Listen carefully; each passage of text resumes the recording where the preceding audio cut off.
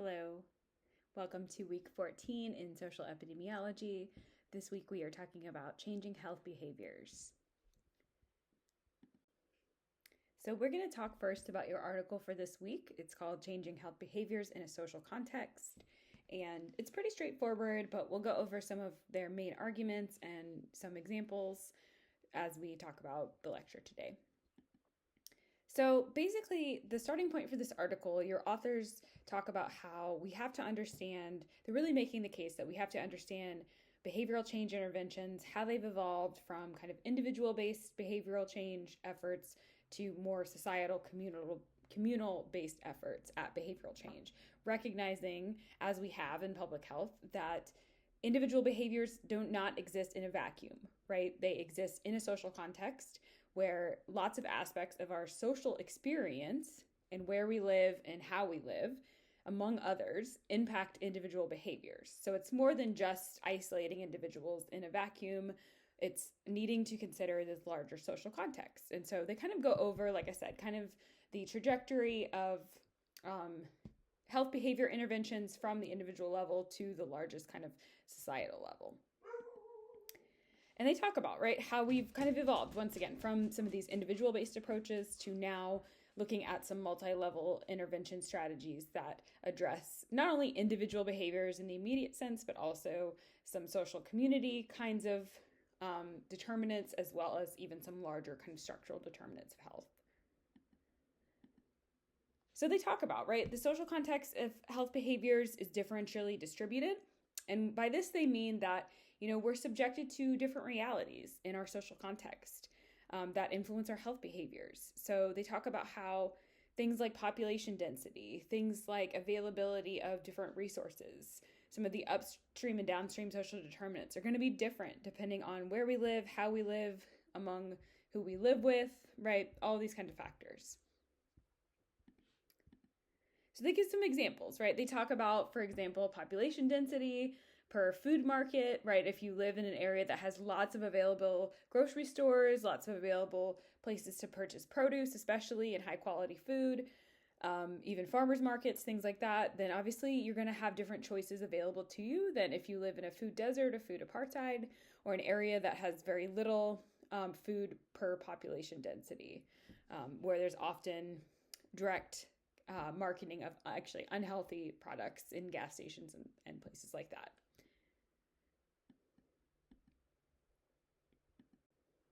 So then the article gives a very specific example of smoking, right, as a particular health behavior that does not exist in a vacuum and is influenced by lots of different social factors, including place of employment and type of employment. So they talk about smoking and how in a lot of blue-collar workplaces, we think about a lot of factory work and other types of hourly positions. They're less likely to be covered, these workplaces are, by indoor air policies or clean air policies. So there often might be a lack of enforcement or even policies about, whether or not you can or can't smoke indoors in these places. They're also less likely, the workers are in blue-collar work, to have health insurance, right, at all. And especially health insurance that provides any kind of, programs or incentives for smoking cessation. We see those things in some white-collar jobs where sometimes through your health insurance you can get a credit on your account or a bonus or a discount for engaging in a smoking cessation or other kind of positive health behavior promotion program through your insurance. And they talk about how that's just less likely to be the case at blue-collar jobs. So then they go on to kind of, like I said, discuss some of the historical trajectory of ways that we've tackled health behavioral interventions from the individual level to the larger community level. So starting with individually oriented interventions, they talk about a couple of popular individual oriented interventions that have been implemented throughout the decades. So starting with motivational interviewing, they talk about how motivational interviewing became a really popular individual level intervention in the early 2000s. So probably right around the time you all were born, I'm guessing. And this involves the use of counselors and non-confrontational encounters to help people work through kind of their ambivalence around behavioral change. So that's what motivational interviewing is. It's kind of what it sounds like. You have counselors asking questions with clients, once again, trying to kind of help them work through any kind of ambivalence around changing their health behaviors. And they talk about how, right, the goal is to kind of dissect the positive and negative aspects of behavioral change and then kind of map out a new course of action with clients. And really what the findings are on motivational interviewing is that the effectiveness of motivational interviewing as a strategy for changing health behaviors is highly dependent on the qualifications of the counselors. And this is probably not surprising, but it is kind of the main finding. This is the main finding that I want you to take note of with motivational interviewing once again, that the effectiveness of motivational interviewing as an individual technique is highly dependent on the qualifications of counselors. The other kind of individual level intervention they talk about is behavioral economics. So this is the use of incentives to promote behavior, right? So this could be something like a company having, right, your health insurance policy, giving you a bonus or giving you a discount for engaging in a certain health behavior, right? Maybe taking a class or walking 10,000 steps a day or going to the doctor, whatever it might be. It's usually the use of usually one-time kind of incentive to promote a specific health behavior. And the main finding on this one is that we find that behavioral economic interventions are more effective for one-time actions than reoccurring permanent behavioral changes or permanent new health behaviors being implemented. So this is the main finding for this one. Behavioral economics, more effective for one-time actions. So if we're trying to get somebody or a group of people to take a vaccine, for instance, this strategy is more effective for something like that, where it's a one-time thing, than trying to basically establish a new pattern of reoccurring permanent behavioral changes. So more effective for one-time use.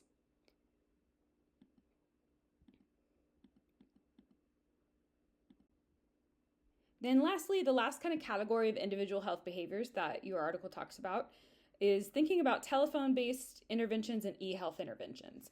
Obviously now, like, not a lot of people have phones that are not mobile phones, right? Not a lot of people have landlines anymore. We still have some behavioral interventions that are targeted to people's mobile phones. We think about like smoking and vaping cessation quit lines that you can call, or sometimes they will call you, and give like an automated message, and you can kind of like work through it on the phone to engage in kind of behavioral intervention strategies via phone. More popular even than that now, obviously, is online interventions, e-health interventions as a category. This can involve text messages, can involve use of online portals, things like that. So they kind of talk about this as the third category of individual-oriented interventions. And then, like I said, the authors go on to then talk about community-based interventions, so scaling it up to the larger community level. And they talk about how these kinds of interventions target social and environmental influences as well. So we're not just focusing on the immediate individual and their immediate behaviors, but also thinking about targeting social and environmental influences on their health behaviors. And then they give a specific example of community-based participatory action research. This is a particular kind of research that public health experts will engage in, where they involve representatives of the community and of the target population actively and equitably in decision-making throughout the research process. So, for example, if you're wanting to do like a vaping cessation program that's aimed at a school or a workplace, instead of coming in from the outside and saying, here, we designed this great program, what do you all think? Let's implement it, here we go. Instead of that sort of approach, a community-based intervention, participatory research approach would involve like actively engaging the people at that workplace or the people at that school from the very, very beginning of deciding on some common goals, some common objectives with the target population in mind and with their input actively throughout the entire process. So they're getting to decide what they want out of the kind of intervention, what they hope to gain, what they're willing to do at each step along the way. And at each step you're involving either the entire community or representatives of that community in decision making. So they talk about this as kind of the most effective kind of form of community-based interventions is the participatory research. And they talk about how this is, right, moving away from this kind of old school model of delivering interventions from the outside or from the top down to working with the target population actively in the process. So from then on, kind of the rest of the article, it's pretty straightforward. They talk about 5 essential elements of community-based intervention processes. And these are the 5, right? So I'm not going to read them off to you. You can look at the slide, you can pause it and take a screenshot or take notes on these. But basically, once again, when we're kind of talking about this community-based intervention process, these are the 5 kind of steps or elements to that process.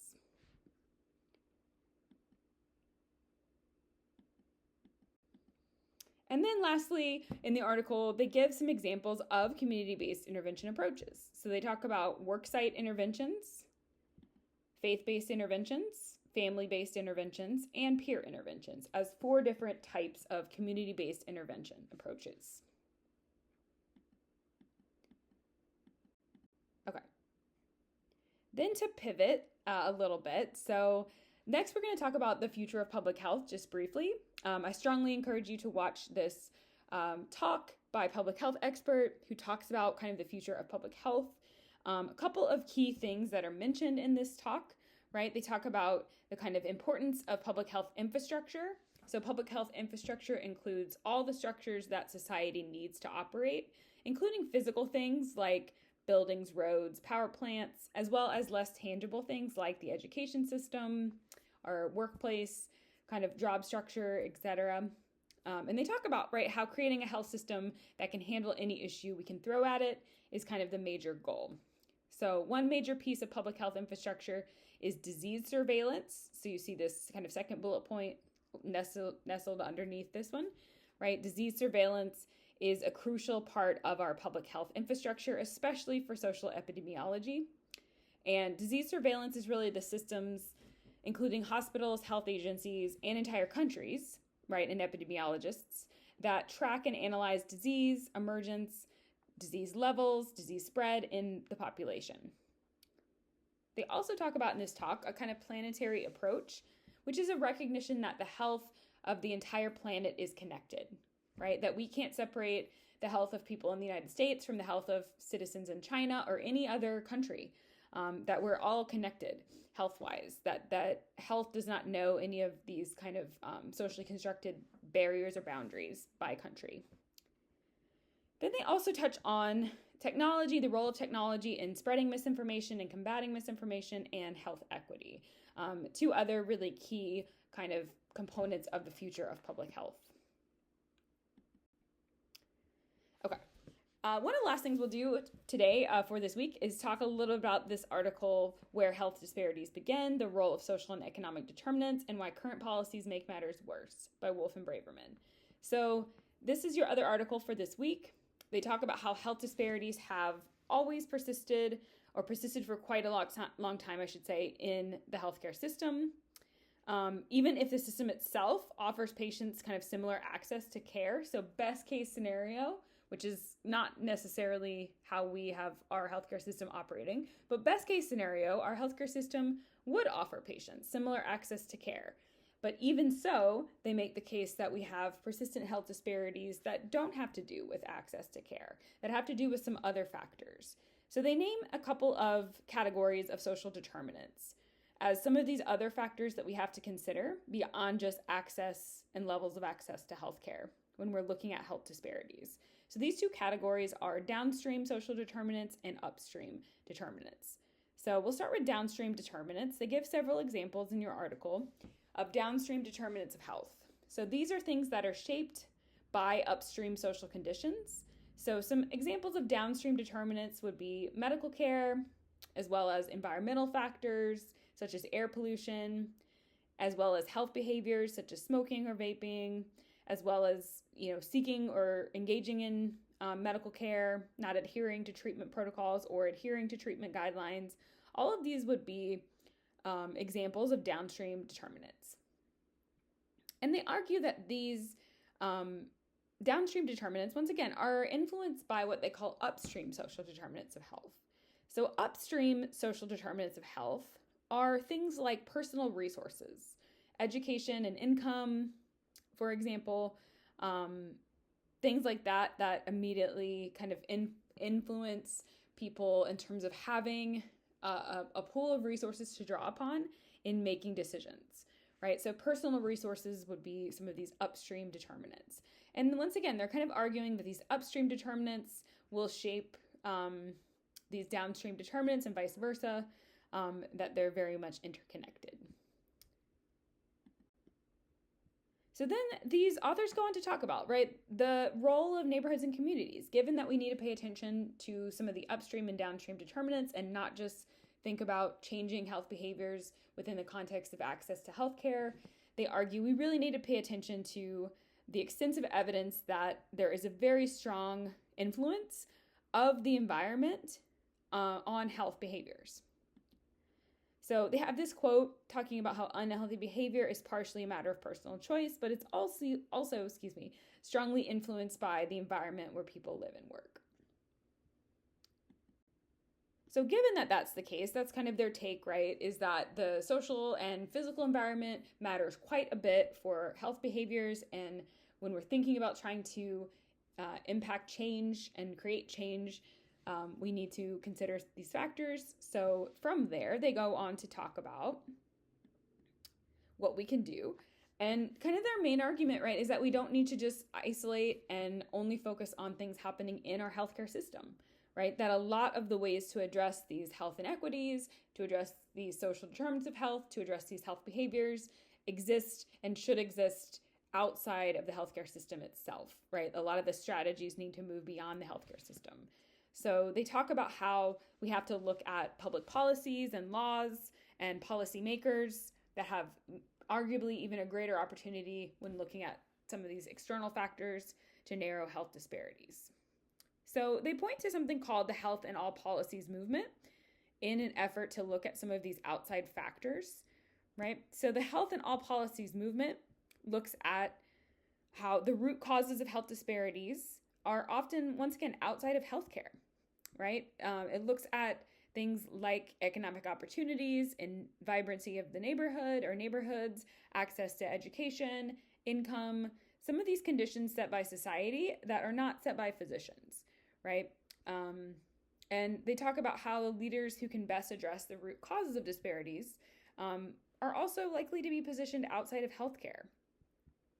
And so this movement, once again, is really just an effort to look at these external factors, external to healthcare, right? Things like transportation access, housing access and quality, education access and quality, taxes, land use, and so forth. So from there, kind of one of the last things they talk about is why this issue is very urgent, right? Why now? Why we should address some of these issues right now. So they give a couple of reasons. One, they point to kind of worsening socioeconomic conditions and rising social inequality. They also point to the fact that something we've talked a lot about in this class, which is like when we're tracing some health outcomes, epidemiologically speaking, a lot of times we're dealing with long-term impacts, right? So that we think about the children of today are going to be impacted not just today, but tomorrow as well in terms of their future trajectory into adulthood. So kind of thinking about the long-term impact, they say, people who are very young today will have these issues continue to follow them and be dealing with them well into their elder years. And then lastly, they talk about how programs that could lessen stressors on children and families are vulnerable to budget cuts. And we've seen a lot of that, right? So they're kind of using this to galvanize people to say this is even more a reason why we should pay attention and be making efforts and inroads on addressing these disparities right now. Last little bit for today and for this week. One more video for you to take a look at. This video as well is kind of an attempt to look at and map out kind of the future of public health, future of social epidemiology, talk about some of the main sort of takeaways, and here are some of the takeaways in bullet point form from this video. So one of the things that he talks about is that disease is a larger symptom of greater social and societal challenges and problems. So that, addressing complexity of disease is not just addressing the disease itself, but thinking about addressing some of these larger societal conditions. They talk about how And I really appreciate this in this video.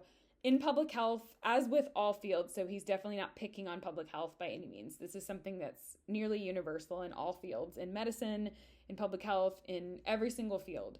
We are increasingly encouraged to specialize, which has its benefits, don't get me wrong, but one of the downsides he kind of points out, right, is that we become really siloed.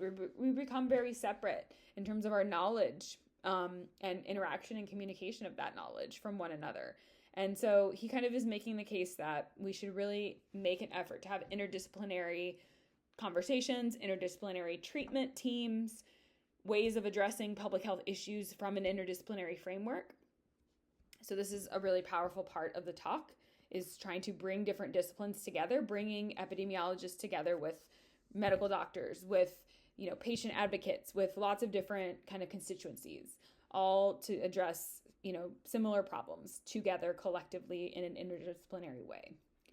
They also talk about some of the unintended consequences and paying attention to the unintended consequences of public health policies and programs that we implement. We often are great about designing programs, implementing programs, but then do not necessarily do the legwork to follow up on not only how effective these programs are, but are there any unintended consequences? In other words, are there any downsides that we maybe didn't predict or expect, but nonetheless have come out of how the program has been implemented? So paying attention to these is something that he advocates for as well. And then once again, kind of connected back to specialization and the sort of critique of specialization, he really makes the case that we should focus on the future of public health, incorporating interdisciplinary teams where you have people addressing health problems from all different academic perspectives, from all different specializations and backgrounds to best address global and local health concerns. So that is all for this week. Have a great week.